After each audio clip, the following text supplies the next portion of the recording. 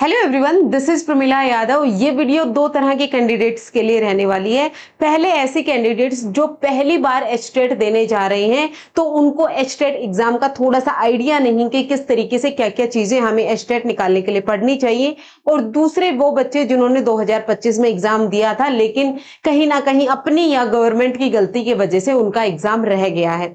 मैं आपके साथ अपना पर्सनल एक्सपीरियंस शेयर करूंगी, किस तरीके से मैंने हर दिन सिर्फ 2 से 3 घंटे पढ़ाई करके 2 बार एचटेट क्वालिफाई किया था। मैं अपना पर्सनल एक्सपीरियंस आपके साथ शेयर करूंगी और यकीन मानिए, अगर मैंने एग्जाम क्वालिफाई कर लिया तो आप भी डेफिनेटली कर लेंगे।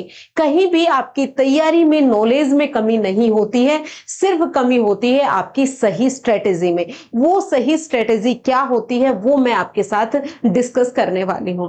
देखिए, एचटेट 2026 की अगर हम बात करें तो ये एक उड़ती उड़ती खबर चल रही है कि एचटेट का एग्जाम है, ये नवंबर में होने वाला है। कहीं भी ऑफिशियल डेट अभी अनाउंस नहीं हुई है, ऑफिशियल वेबसाइट पर अभी कोई नोटिफिकेशन इस बारे में नहीं आया है। लेकिन ये कह रहे हैं कि नवंबर में एग्जाम होने वाला है। नवंबर में नहीं होगा तो दिसंबर में होगा, दिसंबर में नहीं होगा तो जनवरी में तो होगा। क्योंकि 2011 से ये ही एक परंपरा चलती आ रही है कि हर साल एग्जाम करवाया जाता है। एचटेट का एग्जाम हर साल होता है, हालांकि 2024 का 2025 में हुआ, 25 का 26 में हुआ, लेकिन एक बार एग्जाम है वो होता है। अब एग्जाम सिर्फ पात्रता खेल खेल रहे हैं। वैकेंसी कभी आती है, कभी थोड़ी सी आती है, कभी नहीं आती है, और अब आगे कब आने वाली हैं एग्जैक्टली सही में किसी को नहीं पता। सब अपनी तरफ से तुक्के लगा रहे हैं कि ये नवंबर वाला एचटेट होने के बाद आ जाएगा या फिर इस 2 एचटेट हो जाएंगे उसके बाद आएगा, किसी को कोई आइडिया नहीं है। लेकिन अभी हमारा फोकस क्या होना चाहिए कि कम से कम हम एचटेट क्वालिफाई कर लें, और जब भी वैकेंसी आए तो हम इस बात को लेके नहीं पछता रहे हो कि काश मैंने थोड़ी सी मेहनत और कर ली होती और मेरा एग्जाम निकल जाता। तो एचटेट का एग्जाम है, हम नवंबर को ही टारगेट करके चलेंगे कि नवंबर में एग्जाम होने वाला है। देखिए, नवंबर से पहले जो आपका अक्टूबर आता है वो बहुत बिजी मंथ आता है, त्योहारों का आता है, तो उसमें आपका प्रिपरेशन का टाइम कम मिलता है। अभी अगस्त मिड जा चुका है, 15-14 दिन बचे हैं आपके अगस्त के और सितंबर के, मतलब मोटे मोटे आपके पास 2 महीने ही हैं। अगर ये नवंबर में एग्जाम करवा लेते हैं तो बच्चा आपको आज से ही पढ़ाई शुरू करनी है, और किस तरीके से शुरू करनी है वो मैं आपको बताऊंगी।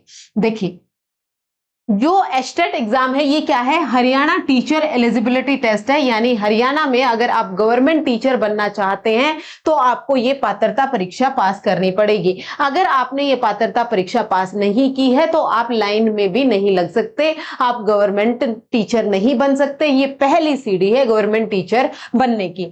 करवाता कौन है? ये भिवानी बोर्ड करवाता है, board of school education Haryana, जिसका हेडक्वार्टर है, हेड ऑफिस है, वो कहाँ है? भिवानी में ये करवाते हैं। हरियाणा के टीचर के लिए एलिजिबिलिटी होता है। अगर आप ये एचटेट क्वालिफाई कर लेते हैं तो इसका मतलब कहीं भी ये नहीं है कि आपको नौकरी मिल जाएगी। ये सिर्फ पहली सीढ़ी होती है आपका टीचर बनने के सपने को पूरा करने के लिए। एचटेट है ये 3 लेवल में होता है। कितने में? 3 लेवल में होता है। पहला लेवल होता है पीआरटी लेवल। अगर आपको पहली से लेकर 5वीं तक के टीचर बनना है तो आपको लेवल फर्स्ट क्लियर करना होता है। फिर आता है लेवल सेकंड यानी टीजीटी के लिए। अगर आप छठी से लेकर 8वीं तक के शिक्षक बनना चाहते हैं, टीजीटी टीचर बनना चाहते हैं, तो आपको ये क्वालिफाई करना है। और अगर आप पीजीटी टीचर बनना चाहते हैं यानी आप 9th से लेकर 12th तक के बच्चों को पढ़ाना चाहते हैं तो आपको लेवल 3 है वो क्लियर करना पड़ेगा। एक बच्चा है वो एक से ज्यादा लेवल के एग्जाम भी एक साथ दे सकता है। पीआरटी वाला टीजीटी का भी दे सकता है, पीजीटी का भी दे सकता है, बशर्ते उसके पास वो एसेंशियल क्वालिफिकेशन हो जो इन एग्जाम्स को क्वालिफाई करने के लिए चाहिए होती है। उस पर भी हम बात करेंगे। देखिए, जब भी आप टीजीटी, पीजीटी और पीआरटी की प्रिपरेशन करते हैं तो एक कॉमन पार्ट होते हैं। 90 नंबर का कॉमन पार्ट होता है, वो पीआरटी में भी सेम होता है, टीजीटी में भी सेम होता है, पीजीटी में भी सेम होता है। लेकिन वहां पर एक सब्जेक्ट होता है सीडीपी। सिलेबस लगभग आपको सेम दिया होता है लेकिन उसका डिफिकल्टी लेवल अलग होता है। पहली गलती आपकी क्या होती है कि आप चाहे टीजीटी के लिए प्रिपरेशन कर रहे हैं, पीजीटी के लिए कर रहे हैं, आप दोनों के लिए एक ही तरीके की प्रिपरेशन करते हैं। वो आपकी सबसे पहली गलती होती है। देखिए, थ्योरी आप एक ही पढ़ सकते हैं क्योंकि थ्योरी में तो कुछ बदल जाता नहीं है। जो थ्योरी है वो है, सिद्धांत जो है वो है, जो कैरेक्टरिस्टिक है वो है, लेकिन उसमें क्वेश्चन पूछने का तरीका है वो डिफरेंट होता है। तो आपको यहां पर गलती नहीं करनी है, वो भी हम अभी डिस्कस करेंगे किस तरीके से करना है।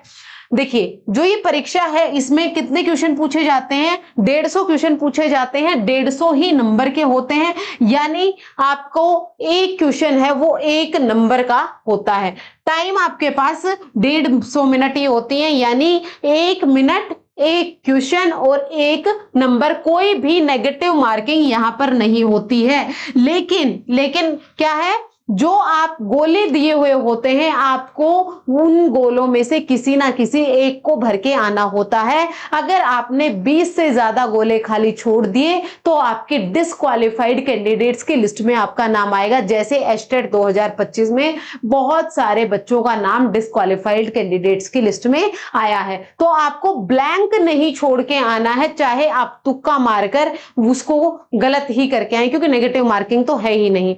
मोड कैसा होता है? ये ऑफलाइन होता है, यानी आपको जाकर गोले भरने होते, कंप्यूटर बेस्ड नहीं होता है।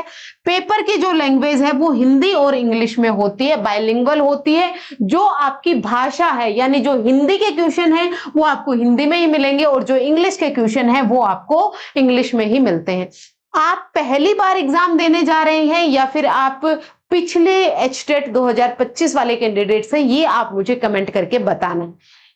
लेवल फर्स्ट पीआरटी का एग्जाम पैटर्न क्या है? देखिए, सीडीपी है वो 30 मार्क्स की पूछी जाती है, चाहे किसी भी लेवल में पूछी जाए, चाहे पीआरटी में पूछी जाए, टीजीटी में पूछी जाए, चाहे पीजीटी में पूछी जाए। सिर्फ फर्क होता है इसके डिफिकल्टी लेवल का, टाइप ऑफ क्वेश्चन का। क्योंकि जो बच्चा पीआरटी का, जो कैंडिडेट्स पीआरटी का टीचर बनना चाहता है तो उसको पहली से लेकर 5वीं तक के बच्चों के साथ डील करना है। तो उन बच्चों में कैसे उम्र के साथ साथ चेंजेस आते हैं, किस तरीके से उसे लर्निंग करवानी है, ये चीजें सीखनी है। पहली से लेकर 5वीं तक के बच्चों की नॉलेज उसे चाहिए।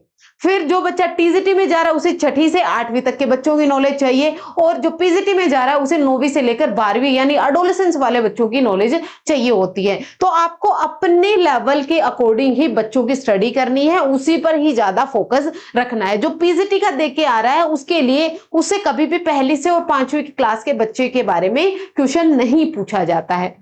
अब हिंदी और इंग्लिश है, ये दोनों, हिंदी और इंग्लिश है वो 30 मार्क्स की तीनों लेवल में पूछी जाती है। अच्छा बच्चा, हिंदी और इंग्लिश की ना पेडागोजी के क्वेश्चन कई बार पूछे जाते हैं और आपको लगता है कि हर साल तो पूछे जाते नहीं है। ये भी एक मेन गलती है जो आप करते हैं कि पेडागोजी के क्वेश्चन है वो ज्यादा नहीं पूछे जाते, तो आप उस एरिया को पढ़ते ही नहीं है। और कई बार ऐसा देखा गया है कि 3 से 4 नंबर की पूछ ली आपसे हिंदी में और 3 ही से 4 नंबर पूछ ले इंग्लिश में, वहीं से आपके 7 से 8 नंबर कट गए। और पेडागोजी है ये बहुत सिंपल है, क्योंकि आधी चीजें तो सीडीपी की ही इसमें होती हैं। तो ये गलती आपने नहीं करनी, ये आपने नहीं छोड़ना है। फिर उसके बाद जनरल स्टडीज आती है, इसमें आपके 30 मार्क्स की आती है। इसमें आपकी हरियाणा जी की आती है 10 नंबर की, आपकी रीजनिंग आती है, आपका क्वांटिटेटिव एप्टीट्यूड आता है 10 नंबर का। फिर उसके बाद आपका मैथ आता है और आपका एनवायरमेंट साइंस होता है। अगेन इनमें सब्जेक्ट कंटेंट भी पूछा जाता है और आपसे पेडागोजी भी पूछी जाती है। फिर उसके बाद हम बात करें टीजीटी की, तो टीजीटी में भी वही सेम 90 नंबर तो आपका अभी सभी में सेम है, चाहे आप पीआरटी की बात करें, चाहे आप टीजीटी की बात करें, चाहे आप पीजीटी की बात करें। जो हरियाणा जीके का पोर्शन पूछा जाता है वो लगभग तीनों में ही सेम होता है, क्योंकि उसमें डिफरेंशिएट करने वाली कोई चीज होती नहीं है। उसके अलावा जो क्वांटिटेटिव एप्टीट्यूड और रीजनिंग पूछी जाती है वो थोड़ा आपका सिंपल से कॉम्प्लेक्स चलता है। सब्जेक्ट स्पेसिफिक क्या है? यहां पर जो भी आपका सब्जेक्ट है जिसमें आपने ग्रेजुएशन की है और जो आपके बीएड का सब्जेक्ट रहा है वो आपका 60 नंबर का पूछा जाता है। यहां पर जो सीडीपी पूछी जाती है वो 11 से 16 साल के बच्चों के अकॉर्डिंग पूछी जाती है। फिर उसके बाद हम थर्ड की बात करें, थर्ड लेवल होता है आपका पीजीटी एग्जाम का पैटर्न क्या है? इसमें भी सेम वही है, आपका 90 नंबर तो आपका सेम है और वही 60 नंबर है वो आपका सब्जेक्ट स्पेसिफिक होता है। और इसमें जो क्वेश्चन पूछे जाते हैं वो 14 से लेकर 17 साल या 18 साल के बच्चों तक के क्वेश्चन पूछे जाते हैं। देखिए अब बात आती है क्वालिफिकेशन की। यहां पर सबसे ज्यादा कंफ्यूजन होती है कि कौन से बच्चे पीआरटी का देंगे, कौन से टीजीटी का देंगे, कौन से पीजीटी का देंगे। जो अगर आप पीआरटी के टीचर बनना चाहते हैं तो आपको 12वीं कक्षा में 50% अंक होने चाहिए। 2 ईयर का आपका डीईएलईडी का डिप्लोमा डिग्री आपके पास होनी चाहिए अगर आप 2007 एनसीटीई के अकॉर्डिंग हैं। लेकिन अगर आप 2002 के अकॉर्डिंग हैं तो 12वीं में आपके 45% मार्क्स होने चाहिए। 2 साल का आपका डिग्री होनी चाहिए, डीएलईडी होनी चाहिए। उसके अलावा क्या है, आपने 12वीं कर रखी हो और 4 साल का आपने इंटीग्रेटेड कोर्स कर रखा हो। फिर उसके बाद है आपका 12वीं में आपके 50% हो और डिप्लोमा इन स्पेशल एजुकेशन, अगर आप स्पेशल एजुकेशन टीचर बनना चाहते हैं तो वो होगा। ग्रेजुएशन है प्लस में 2 ईयर का डीएलईडी होना चाहिए। यहां पर जो कैंडिडेट पास्ड हैं या फिर जो फाइनल ईयर में अपीयरिंग कैंडिडेट्स हैं वही ये एग्जाम दे सकते हैं। अगर आप फाइनल ईयर में, ये बच्चे पूछते हैं क्या हम फाइनल ईयर में एस्टेट का एग्जाम दे सकते हैं, डेफिनेटली आप दे सकते हैं, बिल्कुल आप दे सकते हैं। अगर आपका कहीं भी कोई भी डाउट हो तो आप मुझे कमेंट करके पूछ सकते हैं, मैं उसका रिप्लाई जरूर करूंगी। अब हम बात करते हैं किसकी, टीजीटी की। टीजीटी में क्या होता है, संबंधित विषय के साथ आपकी ग्रेजुएशन होनी चाहिए। यानी अगर आप मैथ के टीचर बनना चाहते हैं तो ग्रेजुएशन में आपका मैथ सब्जेक्ट होना चाहिए। आप एसएसटी के बनना चाहते हैं तो एसएसटी, ये बेसिक नॉलेज पता होता है। बीएड होनी चाहिए, डीएलईडी होनी चाहिए और या फिर आपका टीचर एजुकेशन आपके पास होनी चाहिए। चुना गया एचटेट का सब्जेक्ट ग्रेजुएशन के सब्जेक्ट के कॉम्बिनेशन के साथ मेल खाना चाहिए, ये इंपॉर्टेंट होता है। जो आपका ग्रेजुएशन का सब्जेक्ट है, यहां पर साइंस और मैथ वाले बच्चे भी कंफ्यूज होते हैं कि हमने ग्रेजुएशन में तो नॉन मेडिकल था हमारे पास, अब हम साइंस का दें या फिर हम मैथ्स का दें। अगर आप नॉन मेडिकल से थे तो आप मैथ्स का देंगे, अगर आप मेडिकल से थे तो आप साइंस का एग्जाम देंगे। केवल ग्रेजुएशन प्लस बीईडी है यही लिखना इंपॉर्टेंट नहीं है। ग्रेजुएशन में आपका सब्जेक्ट का कॉम्बिनेशन क्या था, सब्जेक्ट का कॉम्बिनेशन आपको ध्यान से पढ़ना है। उसके बाद आता है आपका लेवल 3। लेवल 3 की अगर हम बात करें, पीजीटी की बात करें तो संबंधित विषय में पोस्ट ग्रेजुएशन आपकी होनी चाहिए, न्यूनतम आपके 50% मार्क्स होने चाहिए, बीएड होनी चाहिए, सामान्य टीचर एजुकेशन क्वालिफिकेशन यानी गुड एकेडमिक्स रिकॉर्ड्स जहां भी लागू होते हैं। पीजीटी कंप्यूटर साइंस की अलग से क्वालिफिकेशन होती है, अलग होती है, वो मैं अलग से वीडियो आपके लिए बना दूंगी। उसके बाद देखिए फाइनल ईयर कैंडिडेट्स हैं वो ऑफ कोर्स दे सकते हैं। रिक्वायर्ड प्रोफेशनल कोर्स के फाइनल ईयर में अपीयरिंग कैंडिडेट्स एस्टेट के लिए अप्लाई कर सकते हैं। टीचर रिक्रूटमेंट से पहले क्वालिफिकेशन का पूरा होना आवश्यक है। यानी अगर आप अभी फाइनल ईयर में हैं तो डेफिनेटली आप एस्टेट का एग्जाम दे सकते हैं, लेकिन जब वैकेंसी आ रही है तो वैकेंसी जब आएगी उस टाइम आपका ये जो फाइनल ईयर का रिजल्ट आ जाना चाहिए। एस्टेट देने में कोई दिक्कत नहीं है, लेकिन जो मेन एग्जाम आप देंगे तब आपका रिजल्ट आ जाना जरूरी होता है। अब देखिए एस्टेट के क्वालिफाइंग मार्क्स क्या क्या होते हैं। अगर आप जनरल के हैं, आप बीसी के हैं, आप अदर कैटेगरी के हैं तो आपको 60% यानी 90 मार्क्स हैं वो लेके आने हैं।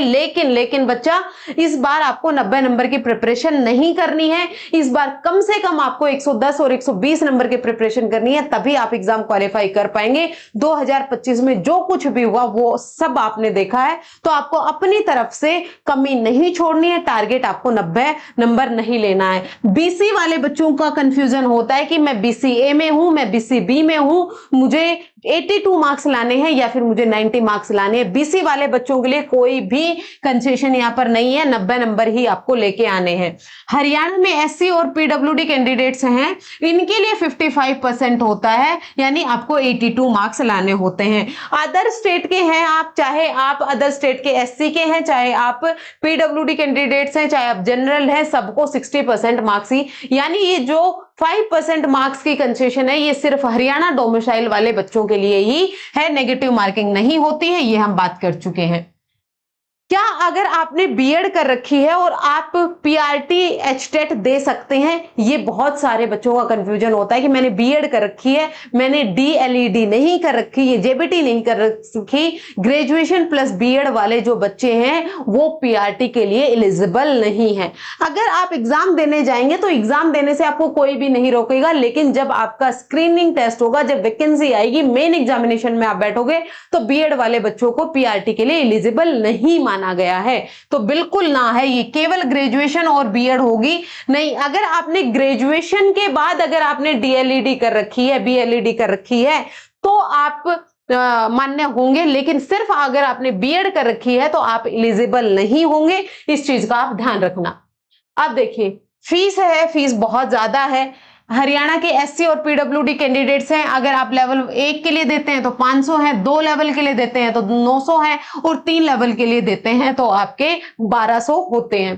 फिर अदर हरियाणा कैंडिडेट्स हैं जो एससी और पीडब्ल्यूडी नहीं है, यानी जनरल वाले बच्चे हैं, बीसी वाले बच्चे हैं, उनके लिए 1000 है, 2 के लिए 1800 है, और 3 लेवल के लिए 2400 है। नॉन हरियाणा कैंडिडेट्स हैं, उनके लिए ये सेम ही है, 1000 है, 1800 है और 2400 है। अभी क्या है, जब आप एग्जाम देंगे और एग्जाम के बाद अगर आंसर की आपको लगता है कि गलत आई है, तो उसके बाद आपको ऑब्जेक्शन लगाना होता है, और हर एक ऑब्जेक्शन के लिए आपको 100 रुपए और देने होते हैं। ये था पूरे एग्जाम का फीस स्ट्रक्चर।